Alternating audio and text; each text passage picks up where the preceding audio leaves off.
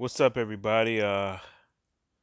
First off, let me say, um, this topic is kind of a hard topic for me because I understand both sides of the conversation. Okay. Now, first off, I'm gonna look out at my notes because I gotta remember this story. I don't remember stuff like that really easy, so please bear with me if I seem like I'm looking over at my iPad because I am. I'm trying to make sure I got the facts. Okay.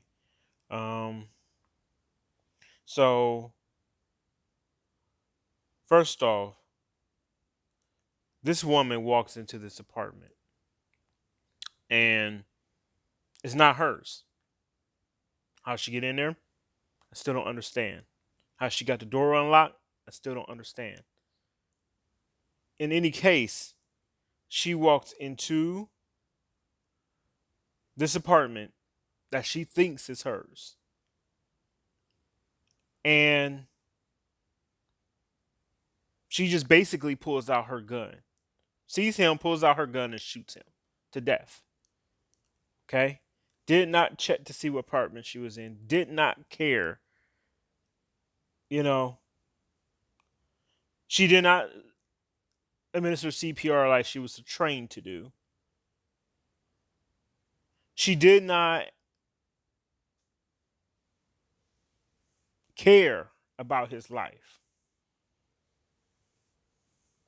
And even after 3 days of him being dead, she didn't even have the remorse or the gall to get up and at least turn herself in and show some accountability. They had to come and find her.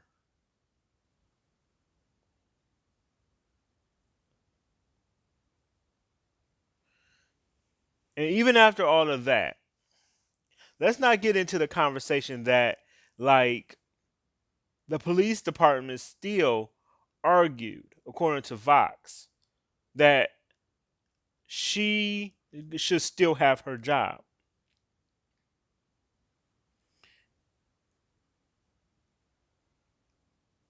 I don't want to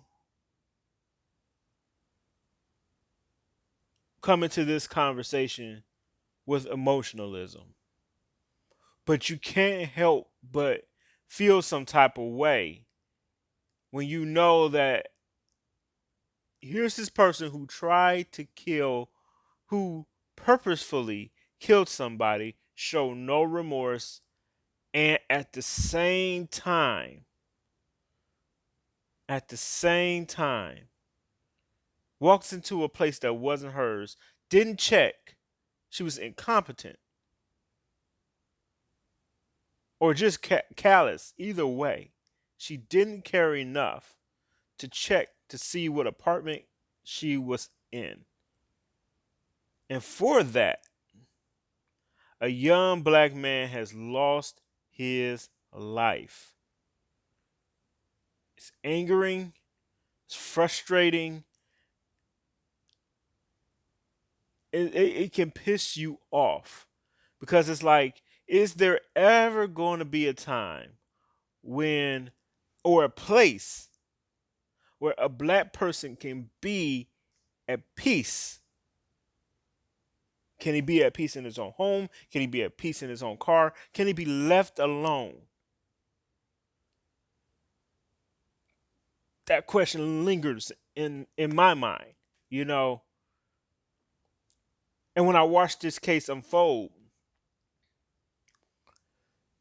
she only gets 10 years. I thought they said life. Somehow they went from getting life to 10 years in prison. Now,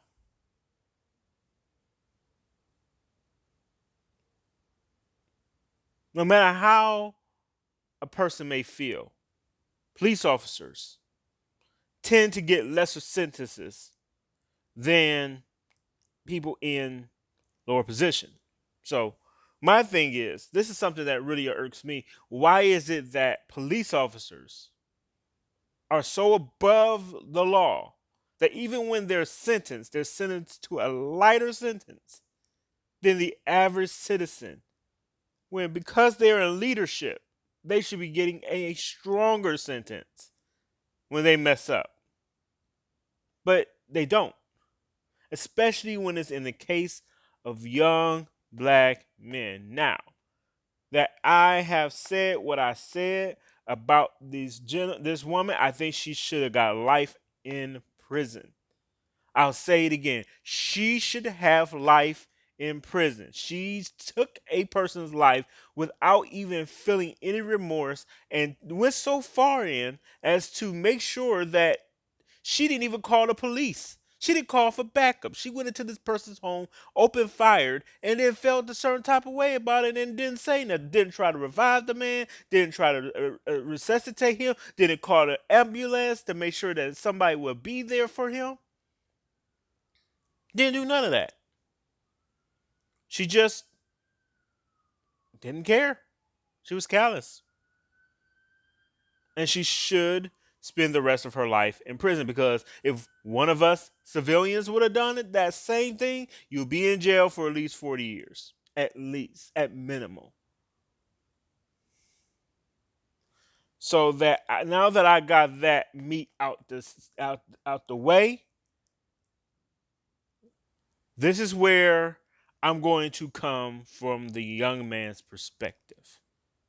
First off, I am not going to throw any black person under the bus. Okay? Just not my thing. Okay? I can get around a lot of things. I can respect how people feel. I can respect how, we want things to go a certain way. I see the injustice. I agree that is wrong, but I will never throw a African American man under the bus. I will not refer to my brothers as coons. I'm just not going to do it. You can call me a coon for it, and I'm absolutely okay with that. I'm just not going to do that. I think that doesn't help anything. That doesn't teach anything. That doesn't help the person to come to a higher level or a higher way of thinking. You know what I'm saying? I believe that if we are going to tell each other how to live or we're going to have a unity of ideas, we have to be able to talk to one another when we disagree on how someone has done. Okay? So I'm not going to call him a coon. Not going to call him, I'm not going to go into this whole tap dancing thing. Oh, brother, you turned against. No. Because you want to know why?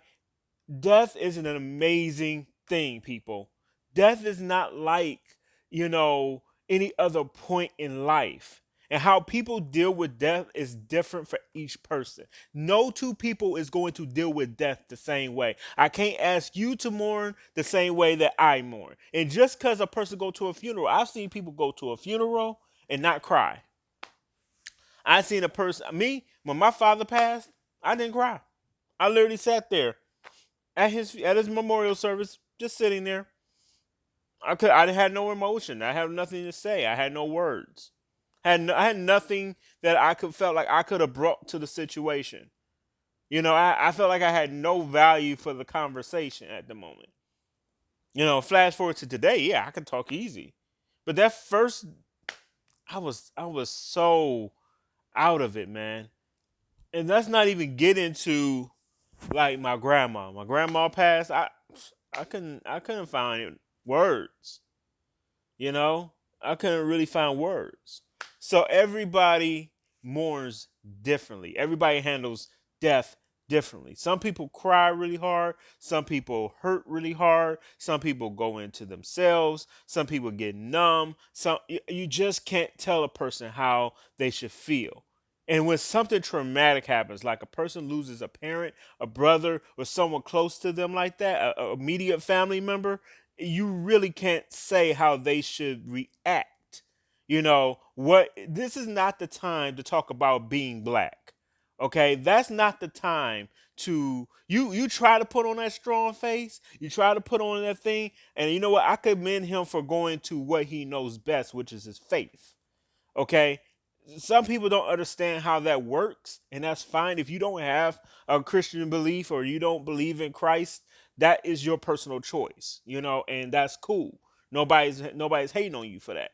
But, and I won't drag you for that, but I'm not going to drag this brother for having some gall in himself to at least say, you know what, I hope that you change. I hope that you give your life to Christ. Now, as a Christian, that's what you should say. Your first thought as a Christian should never be, I hope you suffered the worst death that a person could suffer. I hope that if God be for you, if God gets the ultimate judge, then let him give out the sentence the way he see it. But personally, I think she should have got life in prison. Personally. No parole, no chance for it. But I can't tell that young man, yo, you're not allowed to feel that way. You're not allowed to want to see her get better. You're not allowed to have forgiveness in your heart when you go into that courtroom. You need to make sure you nail her to the cross. That's not his. I mean, I can't tell a young man to do that. And if that makes me seem like a coon too, I'll take my card because I really don't know any other way to do it. I could not see myself personally. If somebody took something special from me, I hope that person come to Christ too. You do all of that wrong. You do all of that stuff that you shouldn't do, and then you're gonna just keep doing it like you're not gonna change, like you're not gonna reform in any way. Like none. Like I would love to hear, somebody. I love to hear transformations. I love to see how people go from being one thing to another. I think who was it? Daniel Goins. He was like a murderer. He was like a big drug dealer, but then he became a Nobel Peace Prize, like, author. Like you just never know how people can change. And I like to hear about change. I don't care so much if you come to Christ because I can't control that. But I would hope that you go through your situation to come out better. I would hope that you don't stay the way you are. And I don't know how that young man life was. I don't know what who his, if it was bad, if it was good, but I do know this. When I lost somebody, it was the hardest moment of my life. When I lost my parent, it was the most hardest moment of my life. And I could not be at a place of anger and resentment and bitterness for the rest of my life. And you can't tell a person when and how to forgive.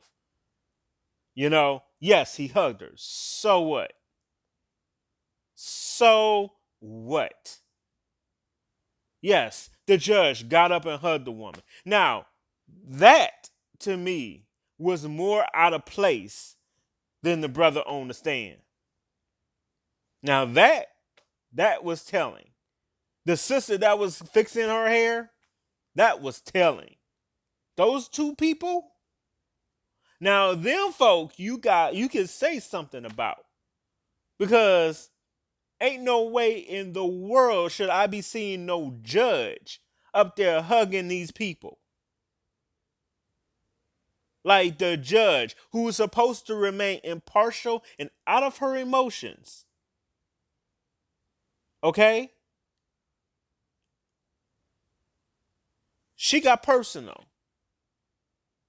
Now she was out of place. She was out of line. Um, Other person, the cop that was helping her with her hair, partner maybe. I don't know. May know her. I don't know.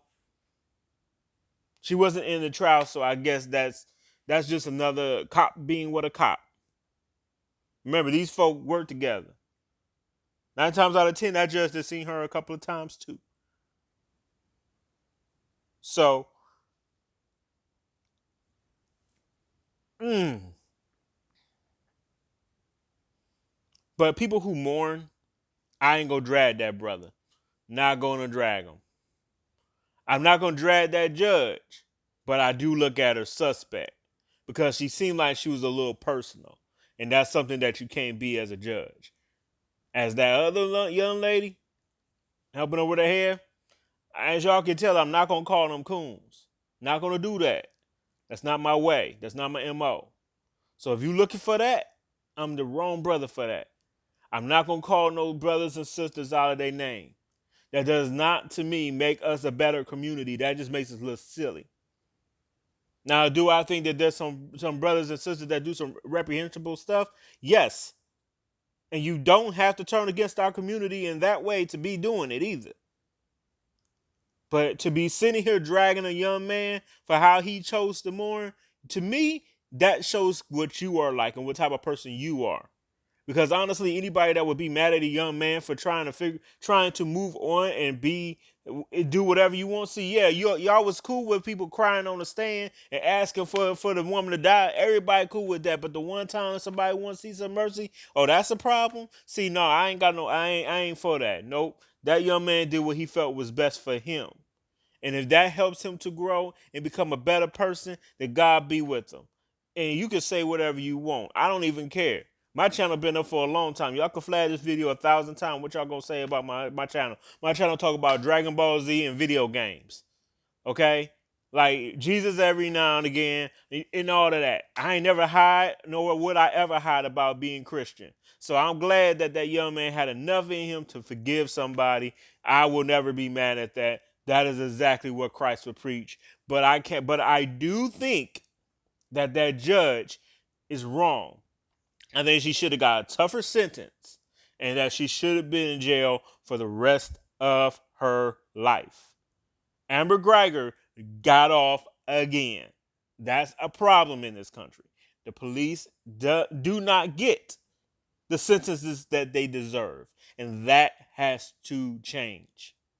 They should get heavier sentences than the normal person. And that's all I got to say about that. I'm your boy, the Big Asuchia. I'm out.